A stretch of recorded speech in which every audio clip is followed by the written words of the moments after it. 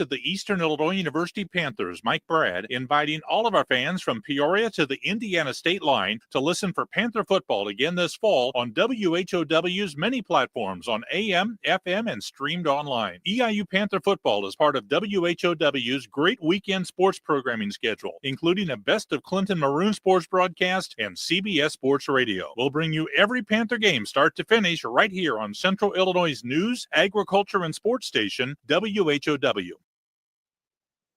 You're from the Central Illinois, WHOW. Top of the morning. Thanks for being with us. I'm your host today, Seth Lawrence. The WHOW Morning Show streams to Facebook and YouTube, brought to you by Peterson Insurance, your Pekin Insurance agent in Clinton. My guest on the Zoom today, Candace Summers, McLean County Museum of History. Candace, how are you on this fine fall morning? Enjoying the fall weather. No doubt. Absolutely. Yeah, hopefully we can keep this going. My last guest, he recognized it's false fall and we're in for something around the corner, right? But for now, we're enjoying it. So. And doesn't it usually happen during apple and pork? Every time. I told him that too. I was like, I'm just watching that apple and pork forecast every year. Every year, for sure. Well, Candace, let's dive in. Fall season is here, and you've got some pretty cool things coming up at the museum for the fall season. What do you got? What's top of mind this morning? Yeah, so we are engaged with a new partnership with Nomad Theater, which brings theater to wherever people are. They go around to different locations throughout Bloomington Normal to host their plays, and they approached us last fall. It seems like a lifetime ago, but they approached us and wanted to know if we would be interested in hosting one of their series of plays. And of course, very appropriately, their plays that we're hosting deal with courtroom drama, and they're called Order in the Court. And so what better place to host them than the McLean County Museum of History that formerly was the McLean County Courthouse. And we have our historic courtroom as well. And we've hosted plays there before over the years, and it's a great venue. I'm a little partial, but it's a great venue. You know, you have like a natural stage in between the judge's bench and the bar, and then of course the audience behind.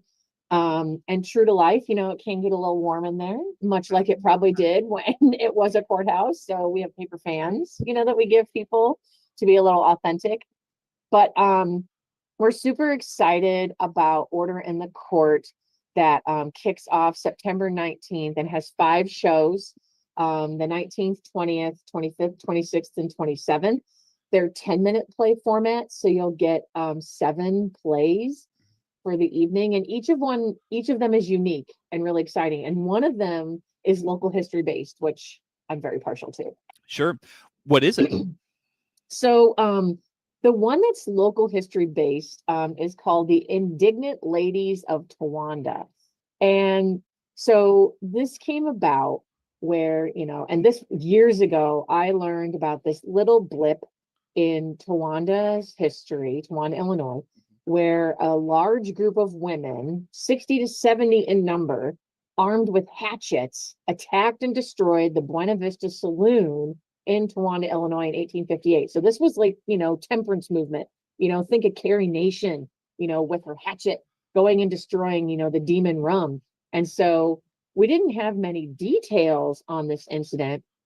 And again, this was, you know, years ago when I was doing research on local prohibition. So fast forward to 2024, when I started working to put together a forthcoming program about true crime in McLean County. And I had a gentleman reach out to me who found this incident in my published paper about local prohibition, and he started asking me questions about it. And I said, well, let me look. And thanks to newspapers.com, it was all there from the weekly pantograph, the trial before the Justice of the Peace, the incident, that combined with resources from the Towanda Public Library, put together enough information where the scriptwriter, John Poling, who had worked with us on Cemetery Walk before, was able to create this fascinating 10-minute play about these women and the incident at the Buena Vista Saloon. And I think it's going to be really, really cool. And we're so excited that Nomad, was willing and able to have one of their 10-minute plays, local history. So I think that's local history. Theater brings our history to life, and I'm so excited to see it continue with this partnership with Nomad Theater. Is this the story where the women's husbands were like at the bar too much, and they like they did something with the alcohol? Like, did they dump all the alcohol out of the bar or something? Am I remembering that right? So that's a common story where, during temperance, alcohol was evil, city life was evil, and men, abandoned their families at home to go to the city and spend all their hard-earned money on alcohol, women, and gambling. Right. And so similar, stories could be heard all across the nation, including Towanda, Illinois, where this particular saloon, the Buena Vista Saloon, was the most reviled in town, and accusations of young, teens, early 20s going there and losing all their money to gambling and drinking everything, and the same old story. And so these women, 60 to 70 of them, according to reports, went to the local hardware store and got hatchets. Now, my first question is, so was the hardware store owner in on this too, providing them all with hatchets, or what was the deal here? I never got clear information on how they just got all these hatchets by going to the hardware store.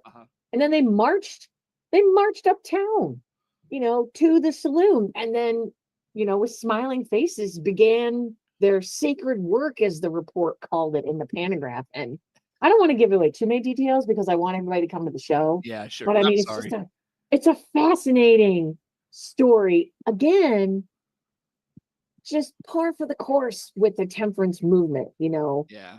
people battling this demon rum, hoping and thinking that this will solve all of society's problems by getting rid of the saloons, getting rid of the alcohol. Yeah. And it probably worked for a short time, but then another saloon would come in, with little regulation by the local government, or they just go to the next town or come to Bloomington where there were lots more saloons. So it was a never ending battle in those days during the temperance movement. Sure.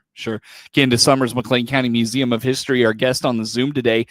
So what is do you know the other story? So you said there was one local story, and then probably something they put together, this acting agency. So Nomad actually does a national call for plays.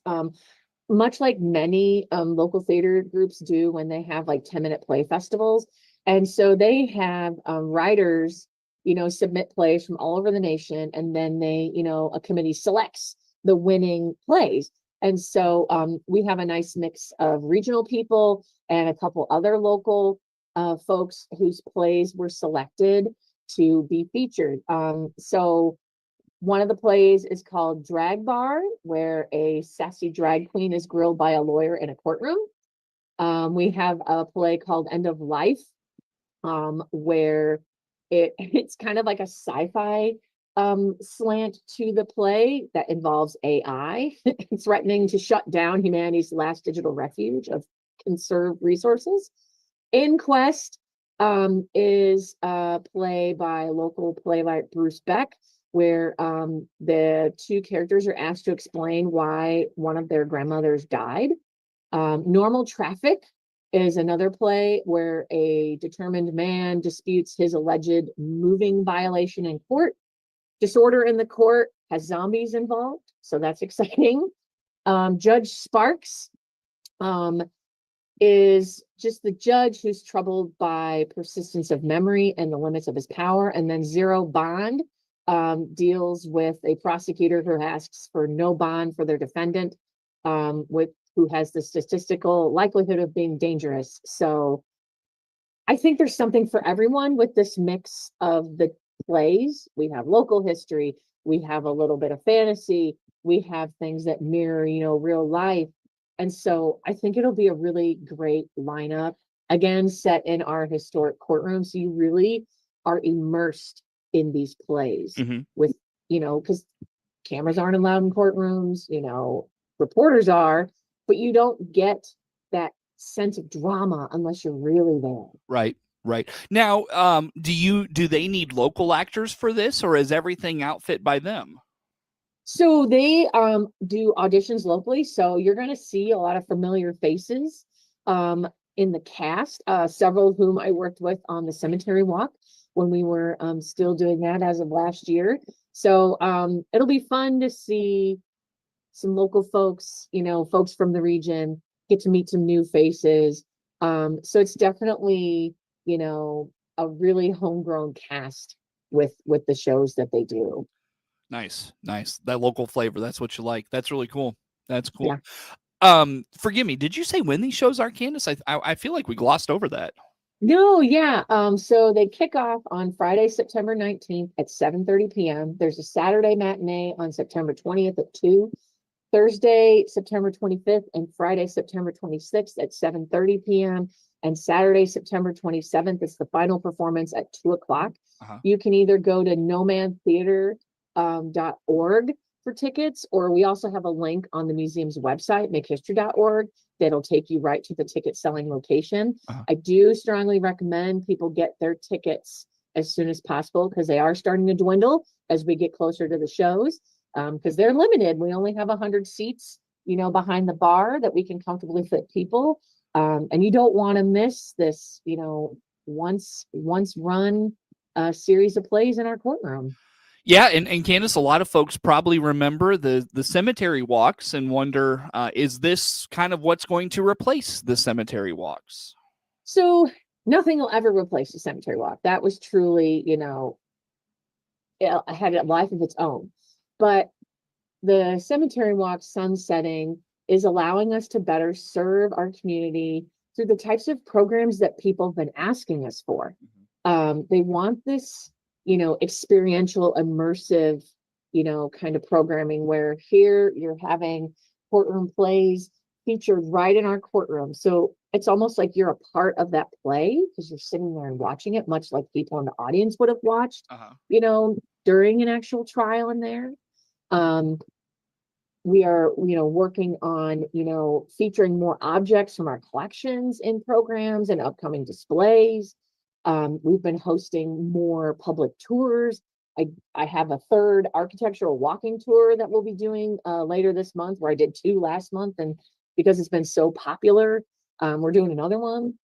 We have a big program series lined up with Morning in McLean that you and I will talk about here in a little bit. Yeah. So and not being limited by just Evergreen Cemetery, it's allowing us to feature more voices from our community's past. There's still many more stories we're telling about folks that are buried in Evergreen Memorial Cemetery, but now doesn't matter, where your final resting place is. We're trying to incorporate more of those stories, weaving them into the programs that we do to better highlight the diversity of our community. Sure. Very good. Well, Candace, let's take a break and do that Morning in McLean you talked about. Where do folks go? You talked about the tickets available for this production starting September 19th. Where do folks go again for those? So you can go to our website, makehistory.org, where we do have a link for the tickets to purchase, or you can go to nomantheater.org and purchase your tickets directly there as well. Either way, you can find all the information about Order in the Court on makehistory.org. Sounds good. Candace Summers, McLean County Museum of History, my guest on the Zoom. More to come with Candace on the morning show. WHOW.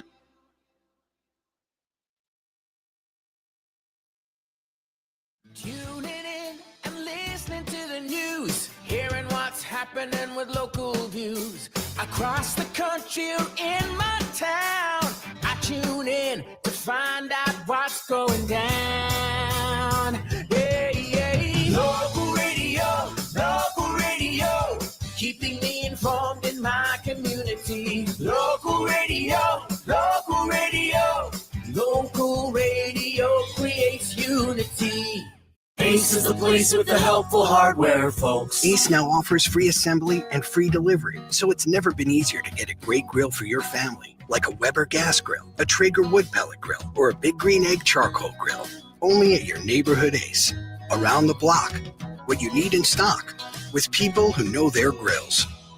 This is Brad from Gibson Ace Hardware in Clinton, Illinois. Stop in to see us, the helpful place at 114 North Madison Street, Clinton.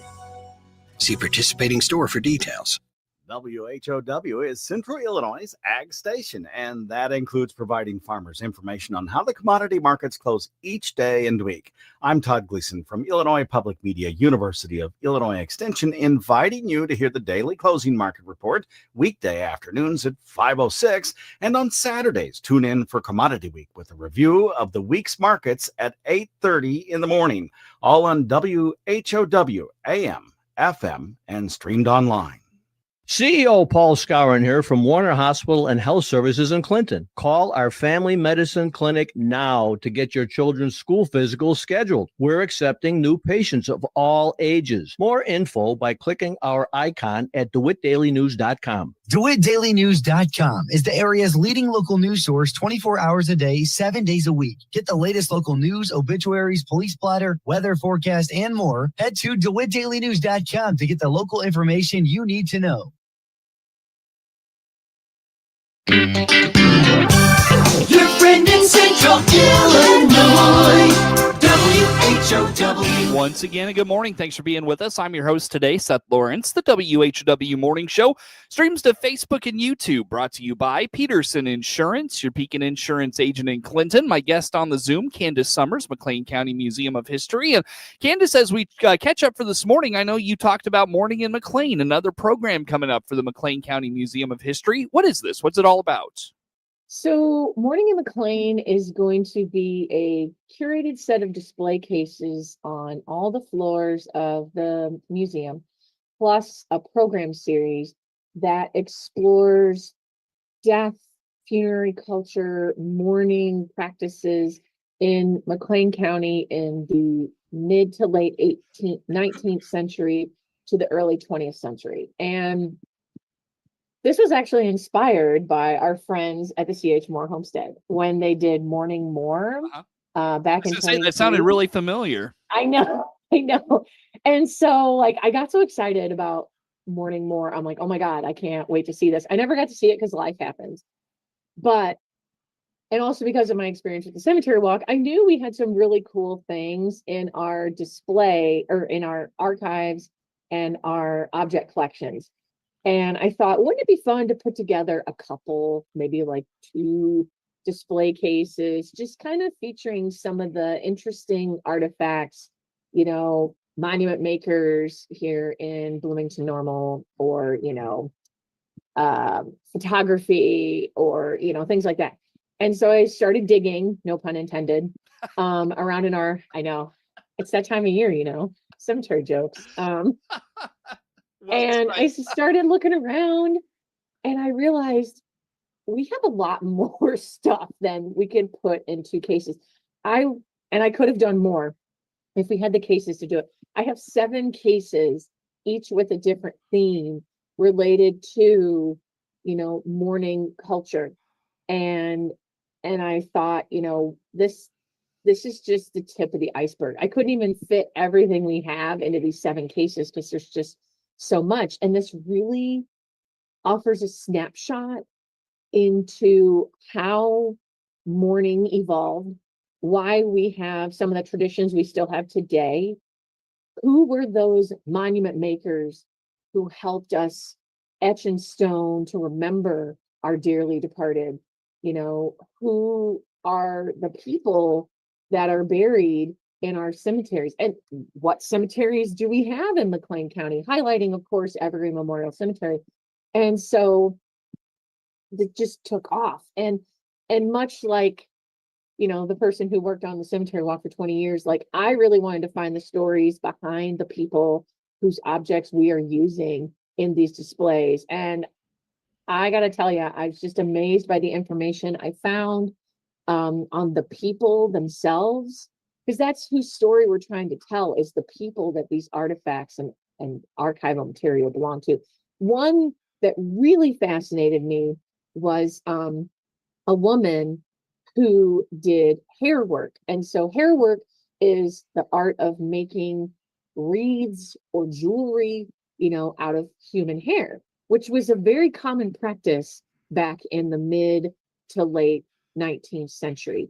And this woman, her last name is Agel, first name escapes me right now, but she won a ribbon at the McLean County Fair for her hair work. And I'd like to think it's the work that we have in our collection. I have no proof of that, but it's just gorgeous, intricate work where you take the hair of multiple family members, usually who are deceased, and you make this wreath, and it's almost like a family tree hair wreath.